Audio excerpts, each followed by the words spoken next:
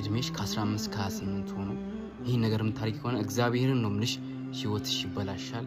ህይወትሽ ቀሪው ዘመንሽ በለቅሶና በእንባ ነው የምታሳልፊው። ስለዚህ ይሄን ነገር ማድረግ ማቆም አለብሽ ለህይወትሽ ጠንቅ ስለሆነ እግዚአብሔር ነው ምልሽ ለቀልድም ቢሆን ማድረግ የለብሽ። የመጀመሪያው ነገር ራስሽን ዝቅ አድርጎ መመልከት። እባክሽ ይሄን ቪዲዮ በታማኝነት አብዛኛው ሴት እንድትሰማ ላይክ ሼር ኮፒ ሊንክ ያረግሽ አዳርሽልኝ። እኔ እዚህ ጋር የምናገረው ነገር አለ። ራስሽን ዝቅ አድርገሽ የምታይ ከሆነ ራስሽን ከሁኔታው ጋር እያገናኘሽ ነው። አስታውሽ ወደ ህይወትሽ ችግር መጣ እንጂ አንቺ ችግር አይደለሽም።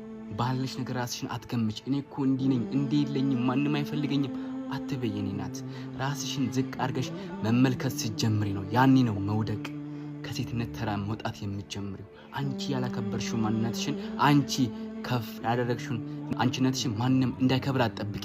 ስለዚህ ራስሽን ዝቅ አድርገሽ አትመልከች።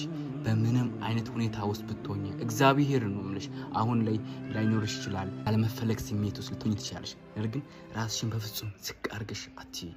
የምሬ ነው ምልሽ ላይክ ዛሬ አትሻል ማለት ነገ አታገኝም ማለት አይደለም። ከሚታየው ዓለም ነጥለሽ ወደ ማይታየው ዓለም ማስገባት ጀምሪ። ሁለተኛው ነገር ወላዋይ መሆን። ይህ በጣም መርዛማ ነው።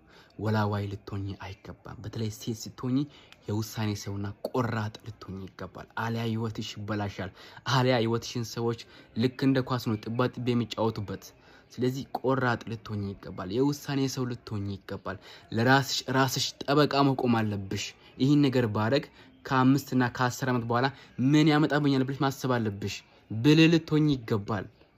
ሰማሽኝ? የውሳኔ ሰው መሆን አለብሽ። ቆራጥ መሆን አለብሽ። የተፋሽውን ምራቅ መዋጥ የለብሽም። አንቺ ውሻ አይደለሽም። ስለዚህ ራስሽን ማክብሪ። ቆራጥ ሁኚ።